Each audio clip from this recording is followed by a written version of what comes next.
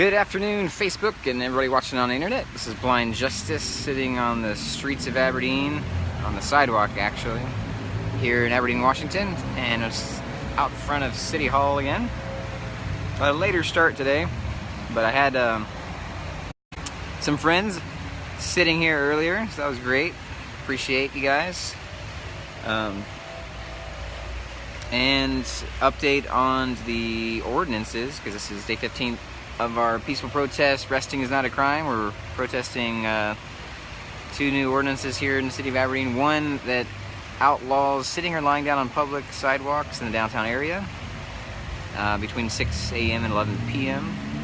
The other outlaws soliciting. It's a panhandling law, but they worded it soliciting near ATMs and certain stores and parking lots and whatnot.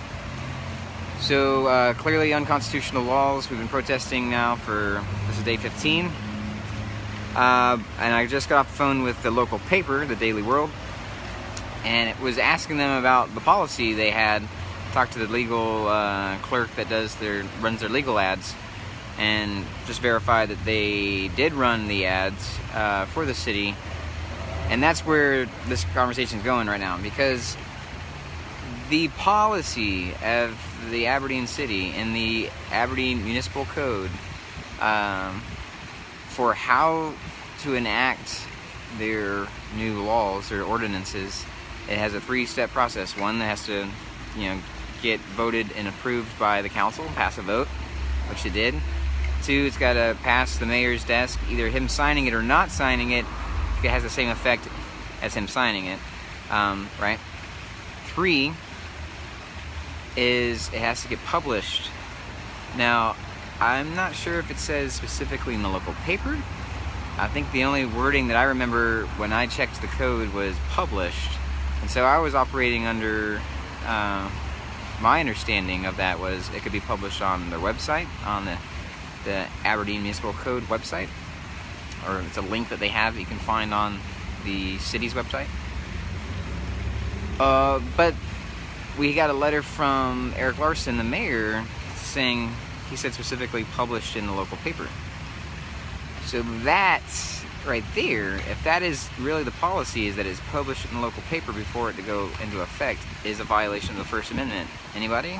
The freedom of the press, right? The freedom of the press. Government can't say to the press what you can and can't publish, right? You must publish this or else, right? That's violates the First Amendment. So I called them, I asked, like, hey, and I should have done this beforehand, I didn't have the idea, but the idea didn't occur to me, like, we could have vetoed this, right? We could have vetoed it from the public by calling the Daily World and saying, don't publish the news, don't publish this story, or the ordinance in the legal section, or whatever, and paid them, right? I talked to them, I left a message with the editor, it's like, hey, whatever it costs to run the legal ad, we can pay you the same amount of money or more to incentivize you to not run the ad on behalf of the, quote, City of Aberdeen Incorporated. So then it doesn't go into effect, right? According to the way how they understood their policies here at the city.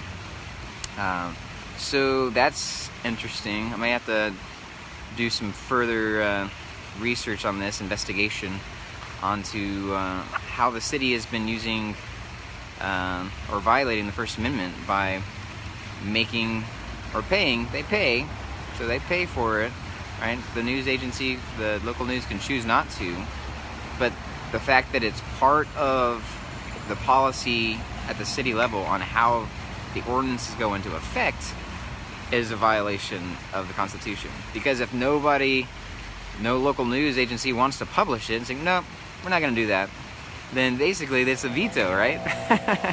It's a public veto, but actually it's a company veto, because whatever news agency is a privately owned company, and they can choose not to. So that gives some veto power to the editor at the local paper.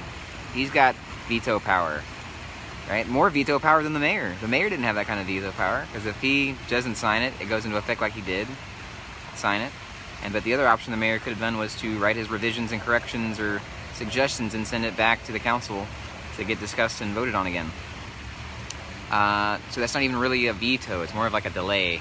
that the mayor has as an option. But sounds like the local editor of the paper has the power, has the veto power. So, interesting developments here. Yes, we have to figure this out, investigate more.